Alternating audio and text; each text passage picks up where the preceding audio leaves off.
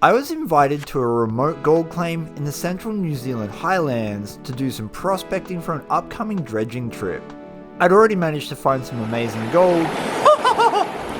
Look at that! That's one freaking pan, man! Meet some amazing people. You're gonna leave me to do all the really hard work? I am indeed, mate. I'm gonna go back and get out of this gear and have a coffee. And test my prospecting skills on completely new ground. However, on this day, it wasn't just my prospecting skills that were going to be tested. I found myself in a situation that was quickly going to hell. Hey, it's Chris on radio. Does anyone copy? And apparently we're out of radio reception. Oh, I'm truly on my own. This would be a day that would test me to my absolute limits. Oh, I want to do this. I don't want to do this. I don't want to do this. This is a cautionary tale about why we should have absolute respect for Mother Nature.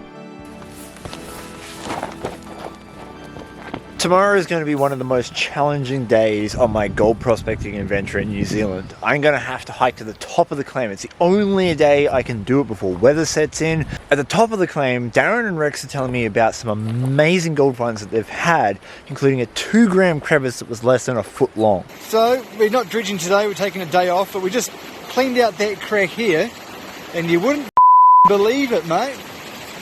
Look at that. It all came out of that crack. But I've been hard at this for several days now, including sticking it out with a film crew, and I just don't know if I'm going to have the energy to be able to get there. This is amongst the hardest terrain that I've ever had to traverse. Darren, that was a bloody good meal. Thank you so much for that. Oh, I'm glad you appreciate it, mate. Yeah, what do you reckon, Max? This is why we can't have nice things. What's this stuff falling from the sky? Oh, yeah, that'd be new to you. Yeah. Yeah, rain. Don't know what the Australian word is for it.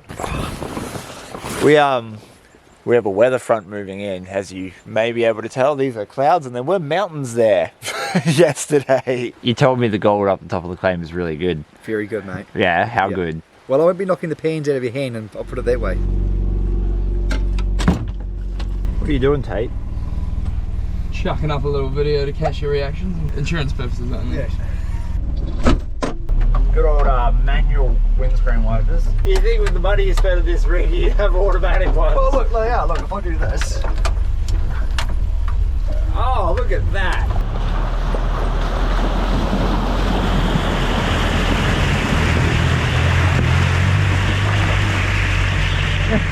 Bye, Dad. Bye-bye. Be safe, my boy. This was the exact moment, some 6 hours in the future, that would come back to haunt me. Wait, oh no, that's on you. Oh, I need my gear. I've spent the majority of my life in the bush. Hunting, hiking, four-wheel driving, you name it, I've done it. And that's to say that over the years I've developed a particular set of skills that allowed me to safely navigate through and around the bush in all kinds of weather. And in 6 hours, I was going to have a stark reminder of why you should never take Mother Nature for granted, no matter how much experience you have. It's funny, I've been walking for an hour now, it's raining, I'm wet, but the temperature is so nice. It's not hot and humid, it's not cold, it's just the best time of day to be out right now. This is so good. And this is where we were filming yesterday, which means that I'm about halfway. Oh, and you know there's not a chance that I'm going to walk past this spot and not do at least one pan, right? The temperature at this point was around 17 degrees Celsius. There's that beautiful tan material I've been looking for. But as the day went on, both the air temperature and the water temperature continued to get cooler. And my first mistake on this hike was choosing not to take wetsuit bottoms with me. If we get gold in the first pan of the day, it's going to be a good omen for upstream, right? Ah, we got it. We got it. Just a few specks, but they're there. The gold gods have seen fit to bless us, which is very nice. From this point on, I haven't seen any of the claim, and there's another 3 kilometers above us. With a little bit of luck, that weather is going to hold out, and I'm going to have a great day on that gold. I do believe I've found where I've got to descend into the river, because I said there'll be no trees and a caliche bed. I give you rain, mountains, and a caliche bed with no trees. Let the descent into madness begin. If this is the wrong spot, there's no coming back up. I'm gonna have to go down the river. It's so hard to show depth, but I think I can get down this section here, and then there's like a little crossover pad here. I can lower myself down onto that, and then I could probably scramble down that part of the hill. No. scrap that idea. They said go through the bush on the left-hand side, so that's what I'm going to do. But oh man, this does not look any better. I'm not going to try to do any fancy filming through this. This is just going to be me falling down a hill, if I'm being honest. I'm going to get very wet. Oh, hopefully not injured. Yeah, like that. Once we're down here, we are committed to the river too. Stupid stuff I do for gold. Oh,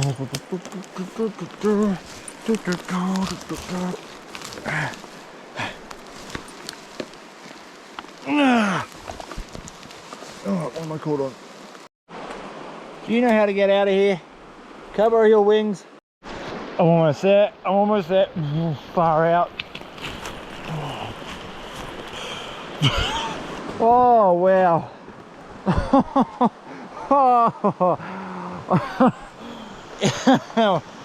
that was sketchy. That was way sketchier than I thought it was going to be. Well, we ain't going to waste any time. Right there. Oh, that is packed and full of like clay. Oh, it's fractured bedrock too. Come on. First pan on the upper claim. The descent down the cliff was only possible because there were a lot of trees growing off the side of it. Most of the walls in this gully are completely vertical and made of smooth stone. And that was meant to be the hardest part, test panning my way down the river until I made it back to where I started panning in the morning. Little was I to know, that was going to be my only way back out of this entire gully. Now I don't know if there's going to be gold in this pan because it's literally the first spot I saw on the first place I touched solid ground. But it'd be bloody sweet if there was. Yep. Oh, that's a good sized flake. Oh. First pan of the day, I got one real good flake, a couple of specks, and a bunch of micro you may not be able to see on the GoPro. And I have approximately 4 kilometers of river to walk back down to meet the boys dredging today. It very much looks like I'm about to leave the paradise of a nice open area for a very tight gorge. Before I try to navigate my way across that and down into there, I've got this. Those rocks are jammed in that crevice.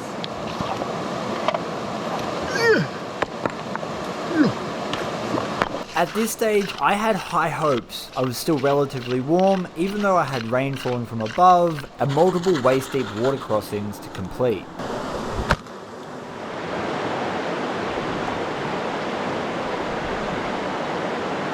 There's gold in that crack, about the same as what I got in the first pan, so we're on the money.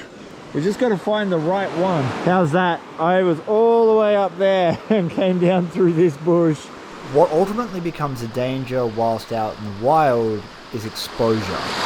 They are so sketchy, those crossings. Exposure is simply long-term contact with an element that forces your body to regulate above its normal rate, such as having to cool itself down, or in this case, warm itself up. It honestly feels like I've entered Lord of the Rings at this stage. Look at that. This is looking good. We've got a nice bedrock shelf protecting it, so maybe we'll have some gold up on it. Look at the debris on top.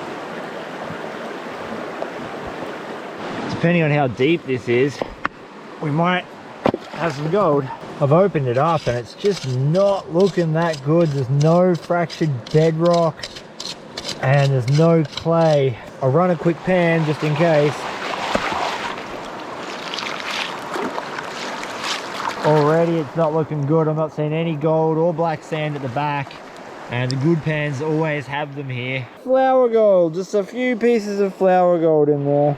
It had been over an hour since I managed to get to the bottom of the ravine, and the air temperature was starting to drop. Couple that with the rain that had soaked through all my clothing, and my body was having to fight to stay warm. People want to pretend that gold mining is easy. I know my ground at home very well because I've spent years and thousands of pans looking for the gold in those areas. So when I go out, I know where to go. But now I find myself in a foreign country, dealing with soil that's moved by glaciers, and the gold's laid in by significantly more water than I'm used to. And so I have to develop an entirely new set of prospecting skills. I've done over 30 pans up there looking for the gold, and whilst I got sporadic trace, this is the best pan I've got so far.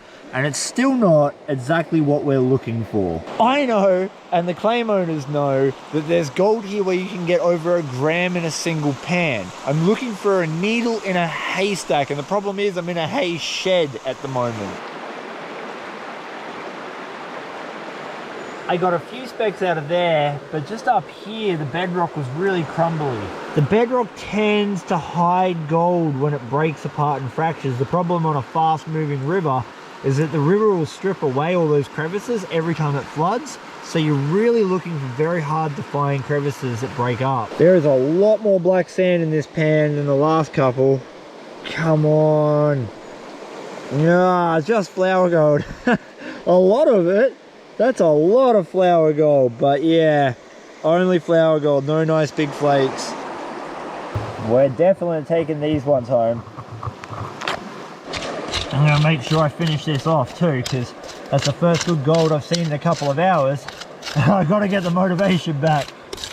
With the power of hindsight, watching these videos, I can see that I was already struggling to think clearly. Because some of the gold that I was finding in these pans was more than significant enough to stay and have a look in the area. I'm a brave man using ungloved hands to pick up shattered bedrock. Sorry, Rex. Bravery and stupidity, it's a fine line. At this stage, we're close to 2 hours in average of knee to shin deep cold water. It's still raining, and I've been doing laborious work panning. My energy was starting to run out, and the river was only going to get more difficult. Woo! That's a lot of flour gold at the back of the pan. This will be alright. I'm going to go out on a limb here and say that's the most black sand I've got in a pan since getting to New Zealand. And we got flour gold. Oh yeah. Oh yeah, we got heaps of flour gold. That's not a bad pan, actually. It may have taken several hours, but we're seeing gold finally.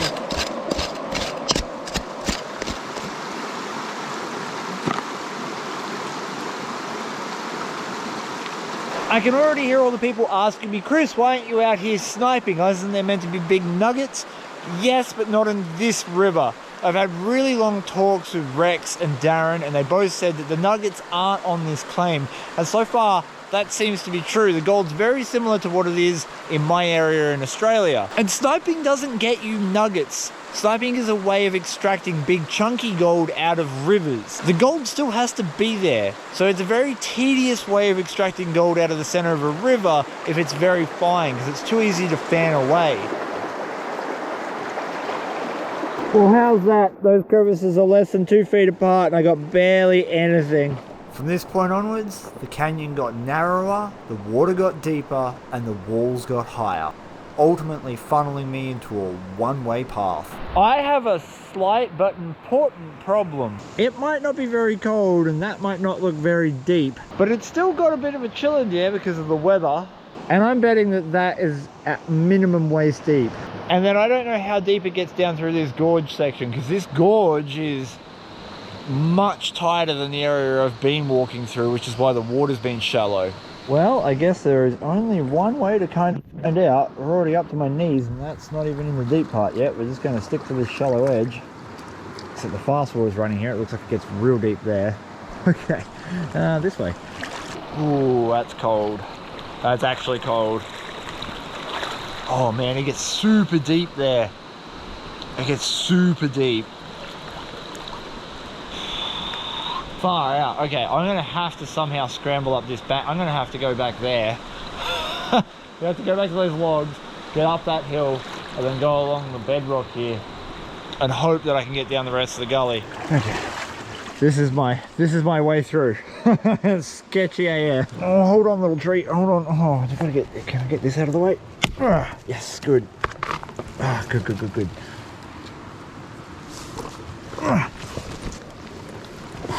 It's super hard to show you guys depth with a GoPro, but I am at least 25 foot off the base of that creek bed. I keep calling it a creek. It's definitely not a creek. It's a river. Oh, come on, I gotta get down.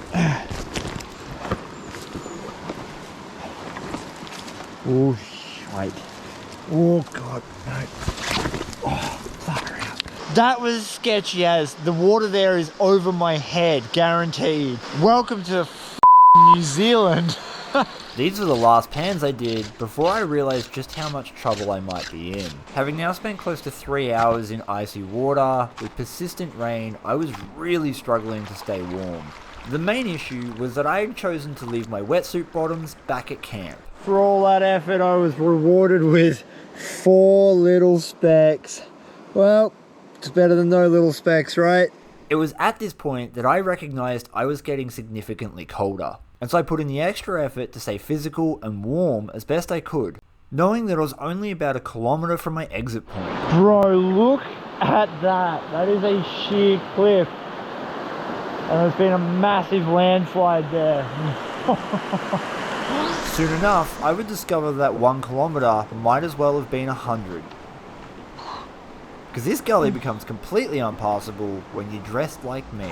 I'm just walking and moving because there's so much creek to see, there's so much river to explore, and I've walked a fair solid way away from camp that I know I need to make it back before nightfall, but also I don't want to miss out on an opportunity to find a really spectacular bedrock area that just has the right ingredients. So if I don't keep moving, I'll never find it. Well, the river is sure throwing some problems my way.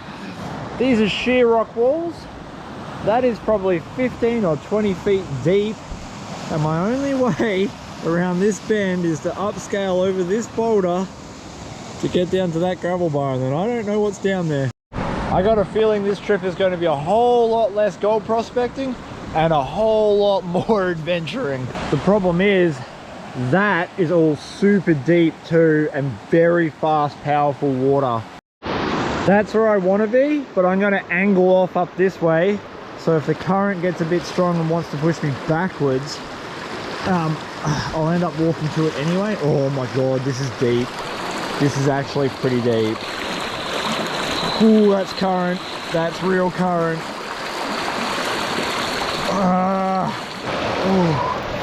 Ooh. That was...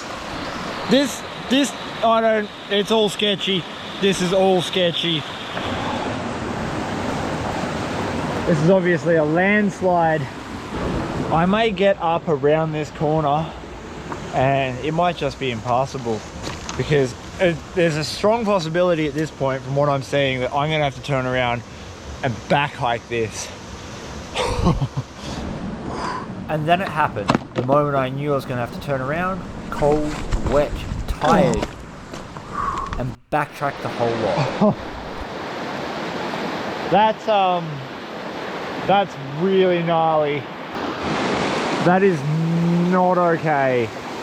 That is, I don't know if I can get past that. This is all rapids and super, super deep water.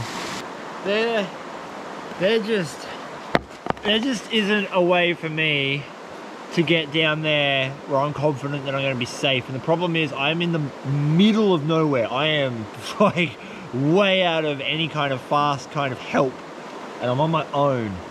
So I can either backtrack or I can try and hike these hills. It is probably a 2-hour walk back to where I was, and then a mad scramble up the hill, and then I got to go all the way back down the trail. The converse side is I could probably try and upscale one of these hills, and I know I will hit the footpath eventually. The problem is I don't know exactly how far into that bush the footpath is from the river. And as you can see, it's quite thick, so it's a very hard slog. I've got no choice. I've got to go back. I've got to go back because I can't risk going down there, and I don't think I want to risk upscaling this to find out that I can't walk through it. I can't get through the bush to the trail. Man, this just turned into a cluster. Now, I have been given a radio by the camera crew, the safety things, so I'm just going to let them know that I'm going to be probably a lot later. Hey, it's Chris on radio. Does anyone copy? This was the exact moment I found out I was completely alone and I would have to backtrack to get in contact with anyone. It may not seem like a big deal on video, but when you're exposed to cold water for an extended period of time, it becomes harder to move your muscles. Couple that with the fact that I was extraordinarily fatigued from hiking all day. Chris online, does anyone copy? and you have a recipe for one-slip disasters. And for that reason, having a contact to the outside world is super important. At the very least, let someone know when you're meant to be arriving home. This might seem like a small thing. Oh, he just has to turn around and head back upstream and get back to where he was, but I've got 2 hours invested downstream through really difficult terrain, and on top of that, the weather I'm going out in is the first part of a front that's moving in, and that's going to make this canyon flood. We're going to get massive flash floods. If I'm held up, if I'm slowed down, if I'm stopped from getting back up that hill, I'm in a really dangerous position where flash flooding, major thunderstorms and rain events are going to come down this gully, and I've got nowhere to go. And I was only getting colder and starting to shake. Oh God, I've got to upscale this. All right.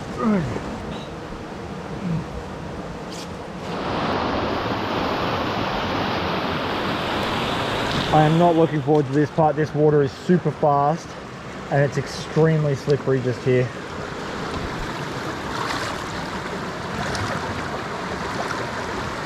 Oh, it's already wanting to push me backwards. Footing.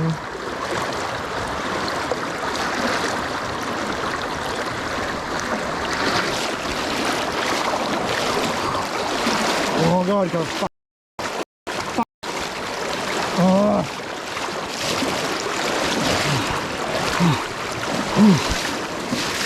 Oh, that is really bad. The current is strong as it's deep and everything is so slippery. Prospecting. I'm not gonna lie, the water is actually getting colder. Like, I'm starting to feel it now because I've been in it for hours, and the ambient temperature is not too bad. It's probably about 17 or 18 degrees. Oh, but it just, the longer you stay exposed in this, the harder it is for your body to regulate your temperature. And I'm wet through and through because of the rain, because of climbing through all this brush. I got bad news.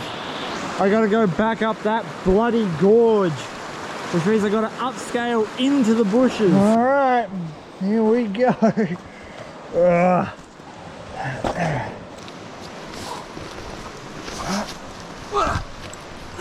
Oh, that's it. I just got to get down this part. Straight into, like, thigh-high water.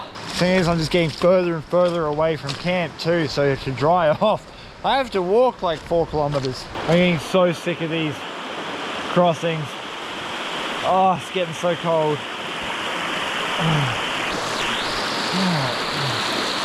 Couple more. Can do it. Mother didn't raise no bitch.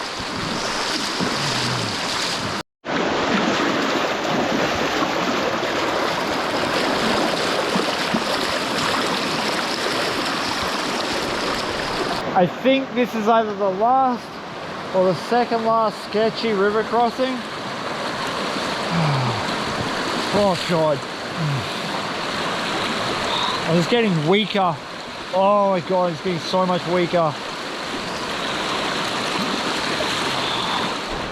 It's exhausting, it's anxiety inducing, because the last thing you want to do is fall into a river like this, fully clothed with bags and stuff on. I just got to make it across this part of the river. Last river crossing. Oh.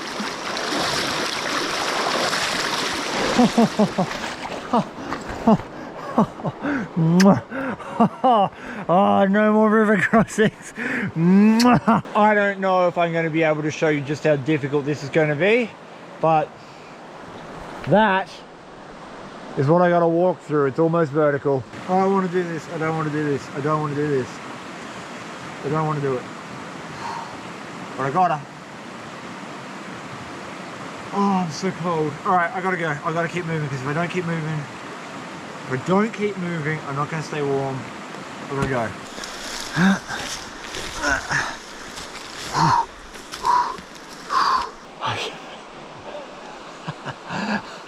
Oh no. Oh God. The caliche beds are just there. If I can get up this part and get through that cut grass.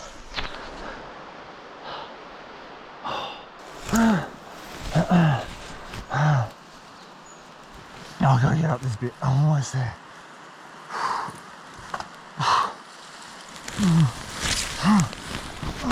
Oh, oh my god. Oh. Oh.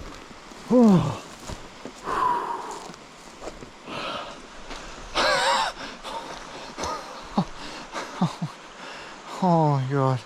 G'day Chris, can you hear me? It's Tom. Hey Tom. Ah, it's good to hear your voice.